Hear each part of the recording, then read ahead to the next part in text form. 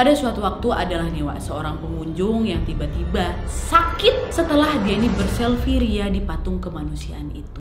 Hai, wassalamualaikum warahmatullahi wabarakatuh. Terima kasih sudah klik video ini. Oke, Wak, jadi di malam Jumat ini Nadia akan kembali membawakan sebuah cerita horor dari sebuah tempat bersejarah yang pasti juga menyimpan banyak sekali cerita mistisnya, yang berada di Pulau Galang, tepatnya di selatan Pulau Batam, Kepulauan Riau, dan tempat ini dikenal sebagai Kampung Vietnam, atau sekarang dinamakan oleh pemerintah setempat dengan nama wisata Sejarah Galang Batam, Wak. Nah, dari nama sendirinya aja udah jelas ya, Wak ya. Berarti tempat ini dulunya pernah dihuni oleh orang-orang Vietnam, namanya Kampung Vietnam. Dan orang-orang Vietnam yang tinggal di tempat ini adalah para pengungsi yang lari dari negara mereka karena pada saat itu terjadi perang saudara, Wak. Makanya itulah mereka ini kayak ngungsi lah gitu di pulau ini. Tinggal itu Wak, mereka untuk beberapa tahun di Pulau Galang itu. Dan setelah meredanya tuh perang di negaranya atau di Vietnam, akhirnya orang-orang ini pun dikembalikan ke negara asal mereka. Nah, setelah inilah Wak, baru ada tuh beberapa cerita horor tentang arwah-arwah yang bergentayangan di sana. Kok bisa ada arwah? Nah, nanti nih kita masuk aja langsung ke cerita selengkapnya. Gimana kisahnya? Langsung aja Wak, check it out.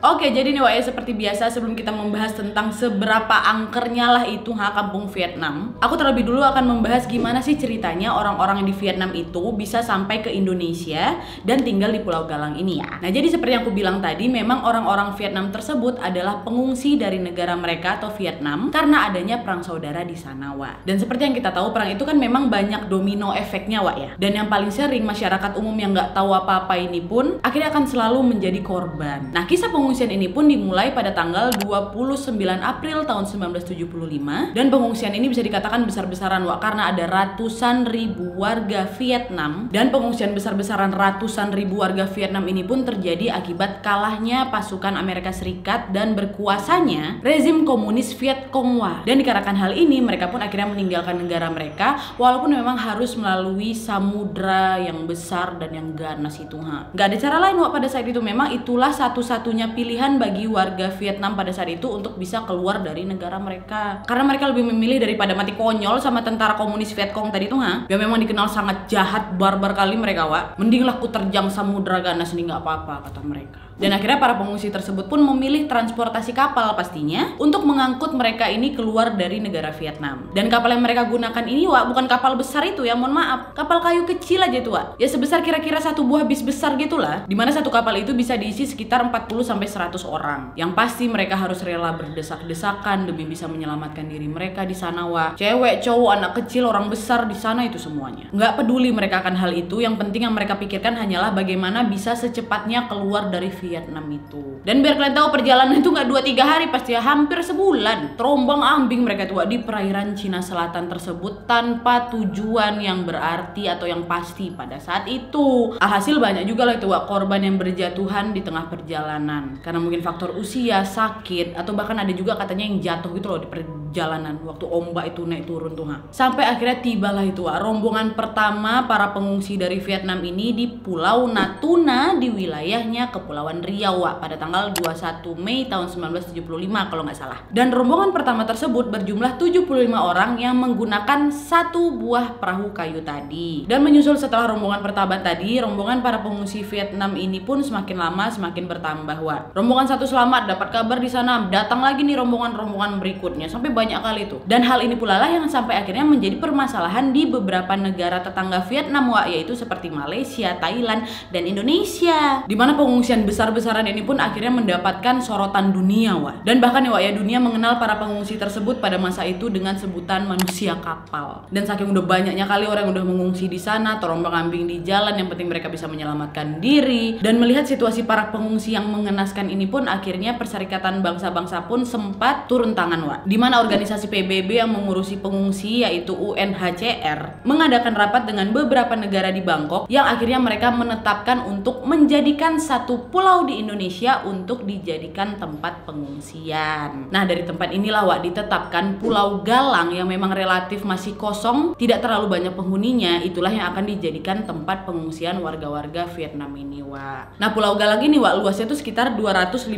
hektar gitu. Kemudian diambil tuh 80 hektar dari 250 itu untuk dijadikan kawasan pengungsian teman-teman Vietnam ini. Dan wilayah pengungsian ini pun dibuat eksklusif, wah, dimana tertutup bagi orang luar. Dan keputusan untuk membatasi kontak dengan dunia luar ini juga dikarenakan untuk menghindari tersebarnya penyakit Vietnam Rose, dimana Vietnam Rose ini adalah sebutan untuk penyakit kelamin semasa perang Vietnam, wah, yang kemungkinan besar para pengungsi dari Vietnam ini turut membawa penyakit tersebut ke Pulau Galang, makanya itulah dibatasin juga. Nah terus nih wak ya, para pengungsi yang memang pada saat itu sempat tersebar tuh di beberapa kepulauan-kepulauan di sekitar Riau, kayak tadi aja dia pertama kali nyampe di Natuna kan, dan di beberapa pulau-pulau yang lain, akhirnya disatukanlah itu semua di Pulau Galang. Gak ada yang boleh nyebar-nyebar, udah kalian kumpul aja nih di Pulau Galang katanya. Dan dari hasil penyatuan dari berbagai tempat itulah wak, akhirnya terkumpullah itu 250.000 jiwa. Dah berkumpul lah itu mereka di Pulau Galang, wak, banyak kan. Terus nanti mereka tinggal di sana, yang nanggung hidupnya siapa, Nat? Jadi gini wak, seluruh biaya hidup orang-orang di pengungsian ini pun ditanggung oleh UNHCR tadi tuh,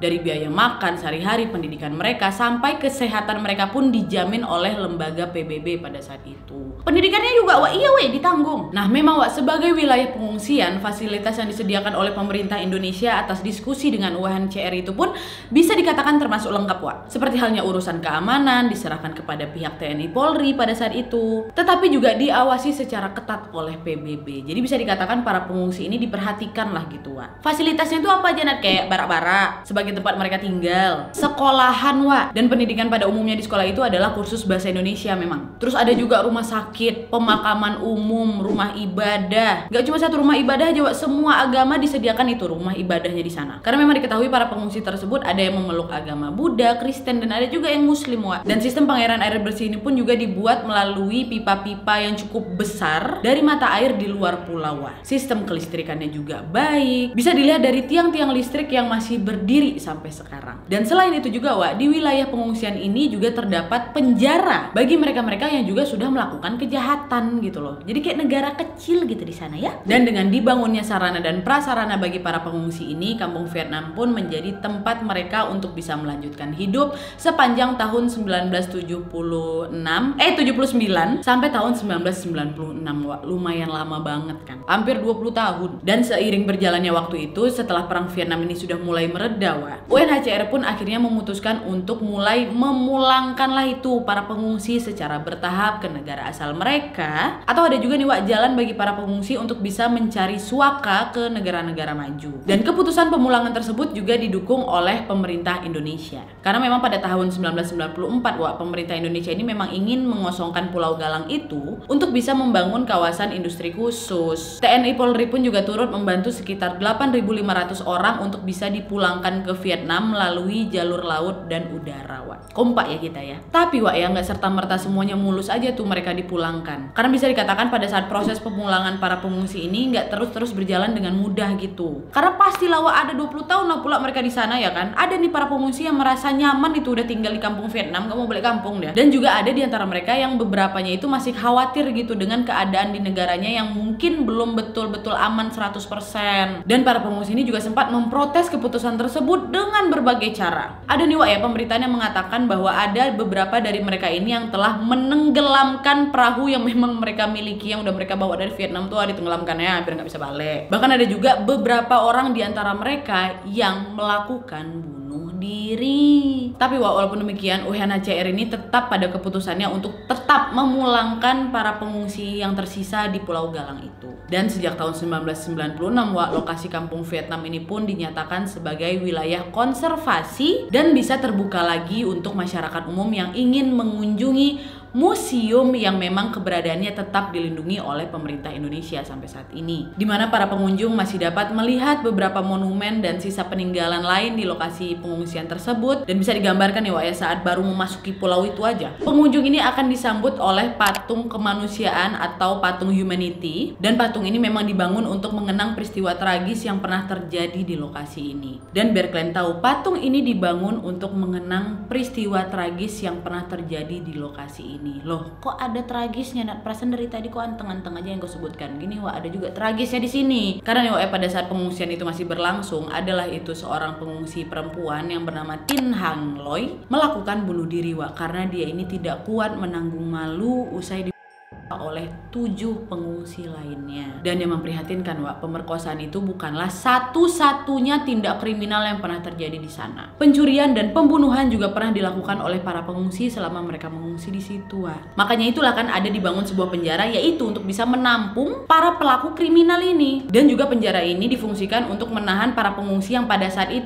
negaranya ini belum aman mencoba melarikan diri. Dan selain itu juga, Wak, ya, bangunan penjara ini juga difungsikan sebagai markas satuan Brimob Polri yang memang bertugas di pulau itu, Wak. Nah, itulah itu ada patung kemanusiaan pada saat kita memasuki Pulau Galang itu, Wak. Dan tidak jauh dari patung kemanusiaan atau Taman Humanity tadi, Wak, terdapat area pemakaman Ngatanggrave, di mana ada sekitar 500 pengungsi Vietnam yang wafat karena berbagai penyakit atau juga faktor usia yang sudah dimakamkan di pemakaman ini. Dan salah satu bangunan yang dapat memberikan gambaran jelas mengenai kehidupan pengungsi di tempat ini adalah bekas kantornya UNHCR, Wak, di mana di sini tersimpan lah itu foto-foto kehidupan pengungsi dan terdapat foto 1000 wajah pengungsi yang pernah tinggal di pulau ini. Dan katanya sekarang gedung tersebut berubah fungsi menjadi pusat informasi bagi para pengunjung yang datang ke sana. Nah, di kawasan ini juga, Wak, terdapat 3 buah perahu yang dulunya digunakan para pengungsi saat meninggalkan Vietnam, Wak. Dimana pada saat itu pada tahun 1996 perahu-perahu ini sempat ditenggelamkan oleh para pengungsi sebagai bentuk protes atas keputusan UNHCR tadi, dan juga pemerintah Indonesia yang ingin memulangkan sekitar 5.000 pengungsi yang tidak lolos tes untuk mendapatkan kewarganegaraan baru, Wak. Nah, selain menenggelamkan itu, Wak, para pengungsi yang marah tersebut juga pernah membakar perahu-perahu ini. Namun akhirnya oleh pemerintah otorita Batam, perahu-perahu tersebut pun diangkat ke daratan, diperbaiki dan diperlihatkanlah itu ke publik untuk bisa mengenang perjuangan dan penderitaan para pengungsi di sana. Dan perahu-perahu tersebut kini dikenal sebagai monumen perahu di situ. Terus kondisi seluruh rumah ibadah seperti Vihara Kuam Amtu, gereja Katolik, gereja Protestan dan musola pun masih tetap terjaga dengan baik, Wak. Dan juga tetap dapat digunakan oleh para pengunjung. Nah, jadi itu tadi sedikit latar belakang atau masa lalu dari kampung Vietnam ini. Dan alhamdulillahnya memang tempat itu masih dirawat dengan baik ya, walaupun memang bangunannya udah bisa dikatakan tua tapi masih terjaga aja gitu. Nah, sekarang nih baru kita masuk ke cerita horor yang beredar di masyarakat seputar kampung Vietnam ini, Wak, ya. Check it out.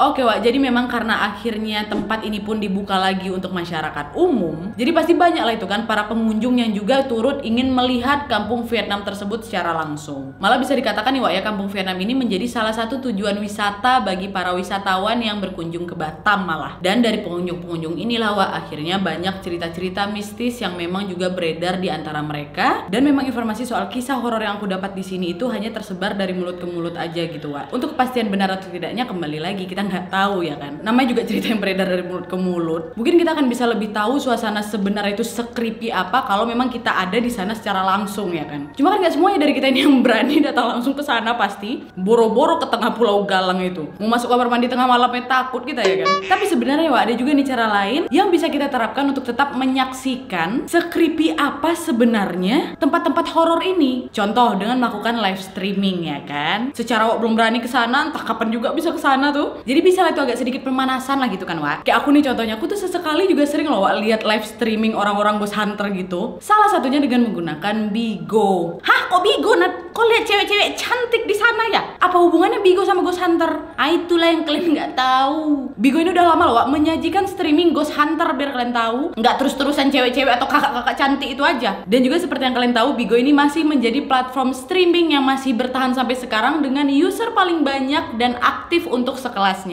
Jadi nggak terus-terusan cewek aja yang bisa kalian lihat di sana. Khususnya buat kalian para pecinta horor, pas kali tua untuk menyaksikan atau menonton streaming Ghost Hunter, yang pasti juga kita akan mendapatkan suasana yang lebih berbeda lagi gitu, ha. Jadi nggak cuma sekedar ngedengar aja, tapi betul-betul seperti kita tuh ada di sana langsung. Ditambah lagi kan streaming itu memang biasanya ya udah apa adanya yang ada di sana aja kan, Wak, tanpa editan, tanpa gimmick. Dapat menampakkan syukur, nggak dapat ya alhamdulillah. Kalau aku sih ya kenapa memilih streaming, karena lebih bisa melepaskan rasa penasaran bagaimana sih suasananya sebenarnya di sana secara langsung gitu, walaupun memang via virtual dulu. Cocok kali buat kita yang penakut tapi suka horor tapi suka penasaran gitu, Wak. Contohnya nih ya, tuh. Live gitu, Wak.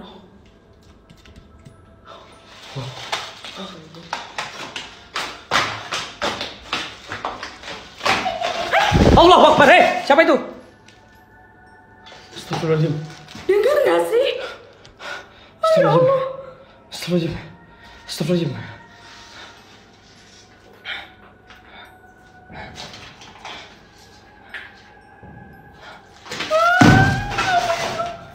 Sirullah, wadarullah, qayyiballah, wujudullah, hadir.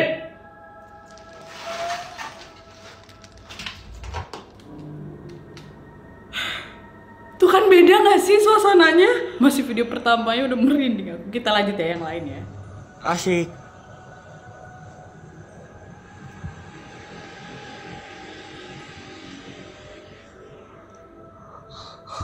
Weh, nggak main, nggak bercanda gua, nggak bohong, bohong, kuntilanak, gua bercanda ya.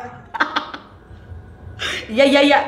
Nah kayak gitu, Wak. Jadi memang cocok kali tuh, Wak, buat kita yang memang penakut tapi nggak berani datang ke sana langsung. Kalau udah agak deg-degan, kita bisa mereng-merengkan dulu layarnya ya kan, kayak aku tadi. Kalau kita ada langsung di sana, yang ada mau nggak mau dihadapin aja ya kan. Untuk pingsan paling. Nah itulah juga manfaat dari streaming ini, Wak, yang aku suka. Dan juga selain itu nih, Wak ya, buat kalian yang juga mempunyai hobi lah mungkin untuk Ghost Hunter, asal situasi sudah mulai membaik, kalian juga bisa nih share pengalaman Ghost Hunter kalian tuh secara live via Bigo. Karena dari streaming via Bigo, Wak, kita tuh juga bisa mendapatkan uang tambahan gitu, lumayan lah buat ngisi token. Tapi buat kalian yang berani aja nih. So buat kalian yang penasaran juga pengen tahu vibe-nya atau suasananya pada saat melakukan live streaming Ghost Hunter, caranya gampang banget. Yang paling penting kalian wajib download dulu Bigonya, terus nanti login, ya udah tinggal tonton. Nanti carinya di mana, Wak? Tenang aja, Wak. Pasti di atas jam 10 malam live streaming seputar Ghost Hunter pasti sudah dinaikkan duluan nama Bigo. Karena pasti akan muncul di top live-nya mereka, Wak. Karena memang segmen Ghost Hunter lagi marak-maraknya kali ini di Bigo. Dan kebetulan juga Bigo ini lagi secara khusus selalu nge-up soal Ghost Hunter gitu, Wak. Dan juga nanti ya kalau nggak salah Bigo ini mau merambah ke televisi dengan berbagai bintang tamu papan atas kayak Raffi Ahmad, Billy Syahputra, dan lain-lain. Nanti insya Allah di pertengahan bulan Februari, tanggal pastinya kalian stay tune aja di aplikasi Bigo. Nanti pasti di-up sama mereka. Nah jadi gitu, Wak ya.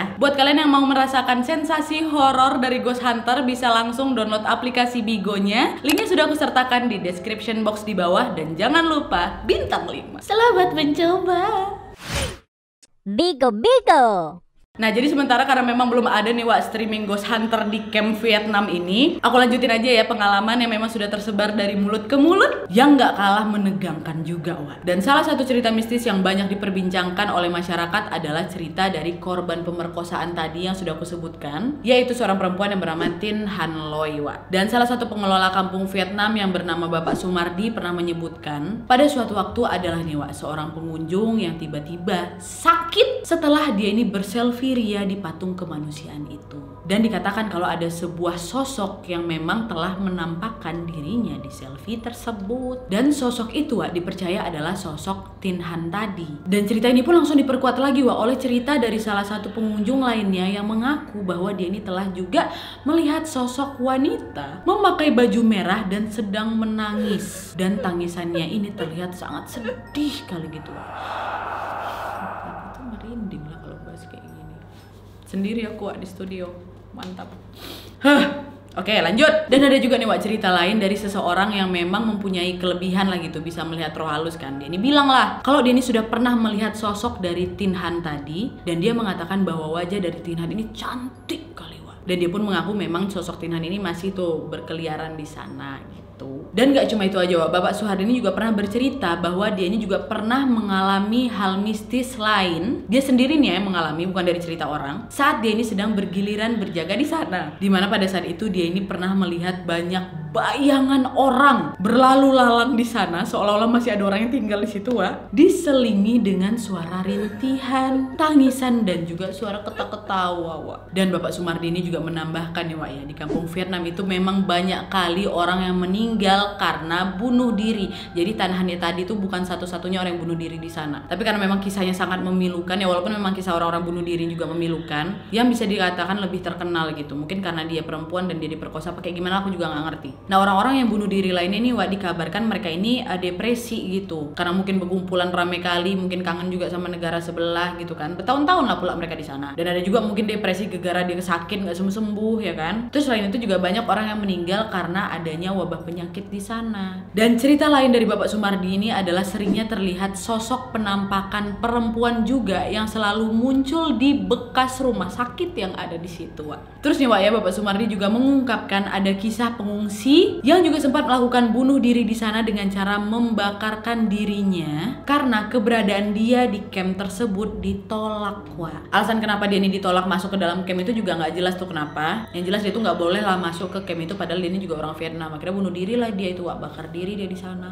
Dan katanya hal yang sama juga pernah terjadi pada seorang kopral Vietnam Selatan, di mana dia ini melakukan bunuh diri juga dengan cara menggantungkan dirinya setelah status pengungsi dan permohonan peninjauan ulangnya ini ditolak juga, Wak. Dan aku lupa nambah ini, Wak, mohon maaf. Tadi salah satu pengungsi yang melakukan pembakaran diri akibat dia ditolak itu, sebelum dia membakar diri itu, Wak, dia tuh kayak perutnya dulu di depan kantor UHCR, barulah itu dibakarnya dirinya, Wak. Ya Allah, kasihan ya. Dan masih ada satu lagi nih, Wak. Kali ini tentang mengkudu. Mengkudu tau kalian kan? Jadi suatu hari pernah nih, Wak, ya, ada pengunjung nih yang nekat mengambil mengkudu yang ada di Pulau Galang itu. Dia gak tahu apa-apa nih, diambil aja bawa pulang. Dan akibat perbuatan tersebut, Wak, dia ini pun akhirnya kesusahan mengendalikan setir mobilnya pada saat dia ini sedang melakukan perjalanan pulang. Dan terus ketika sampai di rumah nih, Wak, ya, dia tiba-tiba jadi linglung gitu loh. Kayak bengong, suka ngelamun gitu loh, Wak. Sampai akhirnya keluarga dari si orang ini mencoba memeriksakannya ke rumah sakit, tapi nggak ada masalah. Akhirnya dibawa ke orang pintar, dan orang pintar itu pun mengatakan bahwa hal ini dikarenakan saudara kalian ini udah bawa mengkudu dari Pulau Galang. Lebih baik sekarang mengkudu itu dibawa balik ya ke Pulau Galang lagi gitu, Wak. Dan dari cerita ini pun akhirnya ada tuh, Wak, pesan yang dipercaya oleh beberapa orang yang mengatakan kalau misalnya kalian pergi ke Pulau Galang itu terus kalian lihat mengkudu, udah ditengok aja, nggak usah diambil, apalagi dibawa pulang.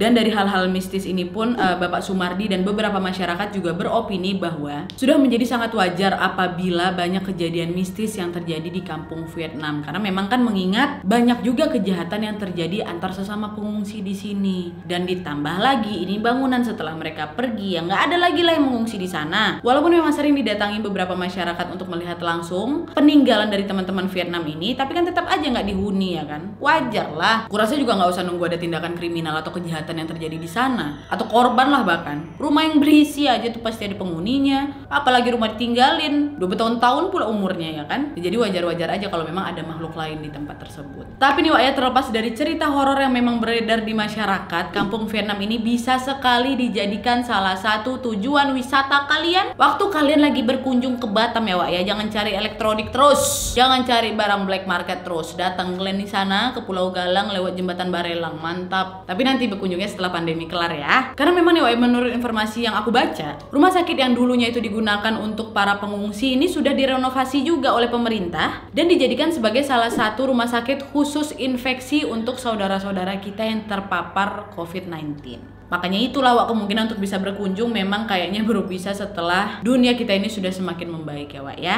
Oke, Wak, jadi itu tadi kisah dari kampung Vietnam ini. Gimana menurut kalian? Yang jelas yang harus kalian percaya adalah apakah ada Wak di sini dari Pulau Batam atau daerah yang dekat dengan Pulau Galang itu atau kampung Vietnam nih, Apakah cerita horor yang tersebar di masyarakat ini benar adanya? Atau mungkin kalian ada kisah lain seputar kisah horor yang ada di tempat ini? Atau mungkin kalian sendiri yang mengalaminya pada saat berkunjung di sana pada saat itu? Kalian boleh berbagi informasi horor itu di kolom komentar di bawah, ya, Wak, ya. Kami pasti pengen baca. Oke, Wak, jadi sekian dulu videonya. Terima kasih yang sudah menonton. Kalau kalian suka video ini, klik like-nya. Jangan lupa komen di bawah untuk ide-ide dan saran-saran untuk video selanjutnya. Jangan lupa nyalain notifikasinya supaya kalian tahu kalau aku upload video baru. And as always, jangan lupa untuk klik tombol subscribe supaya kalian sama-sama tahu informasi menarik dan menegangkan dari channel aku. See you next video, Wak. Bye. Aku belum pakai maskara. Astagfirullah. Aneh nggak mataku, Dek? Ya udahlah. Bigo Bigo.